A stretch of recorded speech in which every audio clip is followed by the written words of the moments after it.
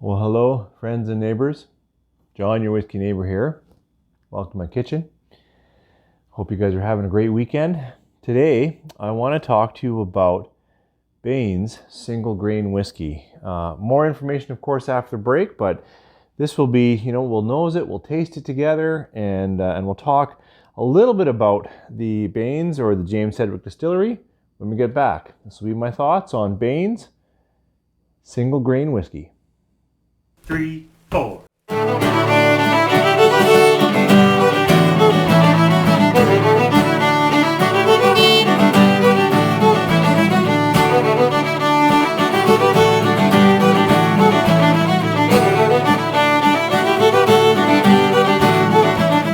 Well, as I said in the opener, and thanks for staying with me through the break, I want to talk a little bit about Bain's single grain whiskey. This is from South Africa. It's the only release I've had from the James Sedgwick Distillery. I've heard of Three Ships. I've heard of some interviews with Andy Watts. Andy Watts is the master distiller, master blender at the James Sedgwick Distillery, and I've heard him across a couple of podcasts or shows, and I know he received top honors in 2018, being master blender, master distiller of the year, and sounds like deservedly so. A fellow with deep experience working in Scotland and then coming to South Africa and imparting that experience at the James Sedgwick Distillery. Really an interesting career and a well-spoken guy. A person that I think I'd love to meet and talk whiskey. So coming back to the whiskey itself, this is a nice distinctive bottle. And it is released at 43% and carries the marker single grain. Now I will say single grain for me is one of the most frustrating classifications of whiskey. Single, no problem. From one distillery, that's awesome. Single malt, one distillery, all barley. Single grain, one distillery, all... And that's a little bit where my frustration happens. When you visit their website, they are very clear. This is 100% South African sun-kissed corn. It's 100% corn whiskey. But carrying this single grain monkey here doesn't mean it's going to be all one grain, which is, I think, the confusion. It simply means single, one distillery, grain, not malted barley. It could actually be a mix of wheat, or it could even be rye. The point is, there could be all kinds of things in there. In this case, I'm so thankful that the distillery is really about transparency and had some really good information to share. This is 100% corn whiskey.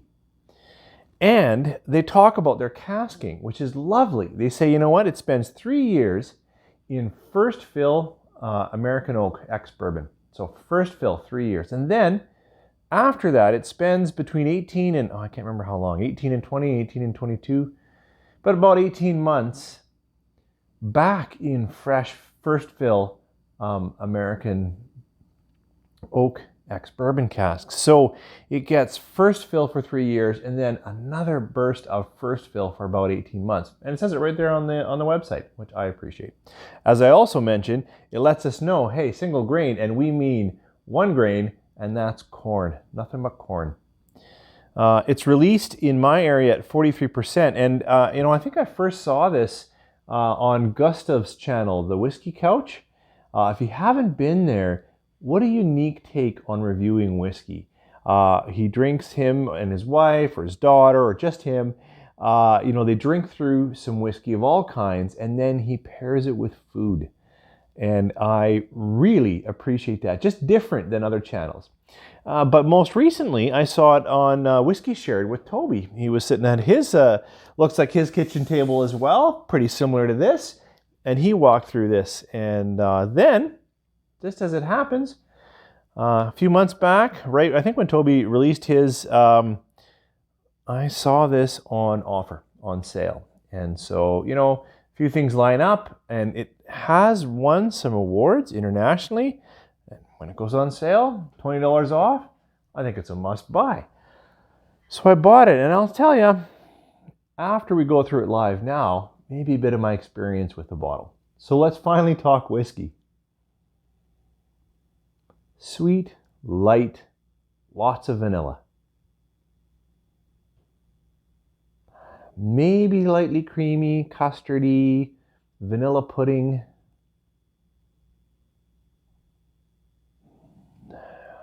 Maybe a little light honey in with that vanilla, and white cake.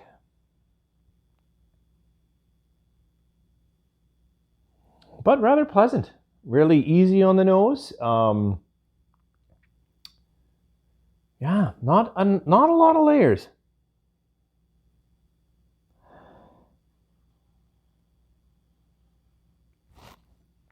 Nope, I think I stay pretty close to what comes up right away for me, which is light, expressive vanilla. If there's a little bit more depth, then it goes into either a creamy pudding or a lightly breaded cake, vanilla wafer, that kind of thing, right? It's pretty light and sweet.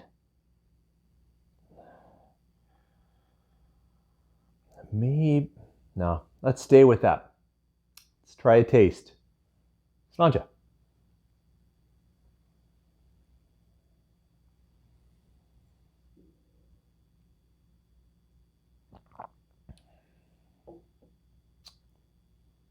Pleasant, sweet, gentle, lightly coating, so a little bit of butter, but it hasn't been cooked down or whatever. It's more like buttered cornbread. Yeah, vanilla wafers. I think maybe I mentioned that. Might be a slight hint of very ripe fruit. Yeah, I could say that. But quite sweet. Like, sugar, pouting sugar, icing sugar type of sweetness. I'm trying a little sip.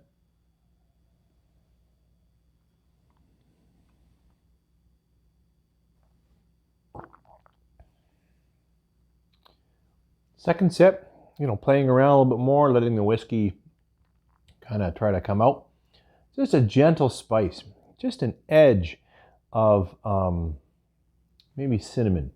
We're not into cracked pepper, we're not deep roasted clove or licorice anise, nothing like that, but just, I think, a little bit of cinnamon, gentle oak, lots of vanilla, honey.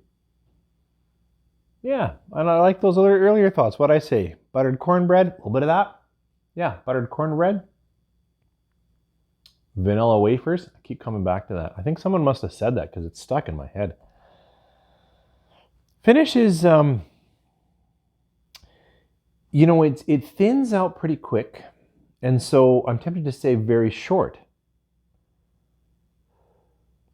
But actually, there's sort of echoes of it for a little while. So it's certainly more like a medium finish. So, when I first opened this bottle, I actually was not impressed. And I know I say this just about every time I have a bottle of whiskey. I talk about don't review the neck pour, and that's certainly the case, right? It's just first thoughts. You need to get to, I feel I need to get to know the whiskey, and I think whether it's really scientifically true or not, I feel the whiskey needs to breathe a little bit. I need to get past what's going on, and then to get into the essential nature. But really up front, I was struck with a sweet, more generic kind of whiskey, and it didn't bring me in, and it didn't appeal to me, and it probably would have sat 3 or just under even, like really an underwhelming score. But as I've come to know this whiskey a bit more, maybe I've spent more time in their site, maybe I've been thinking more about craftsmanship. I mean, I read that they lose at least twice the evaporation rate that Scotland does out of their casks.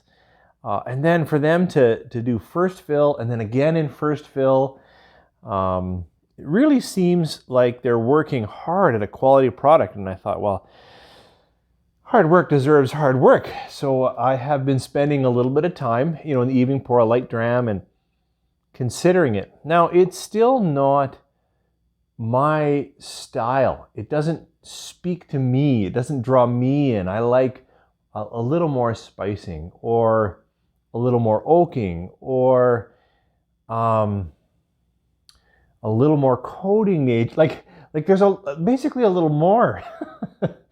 Oh, I don't know if I said it in the intro. It's released. This one's at 43%.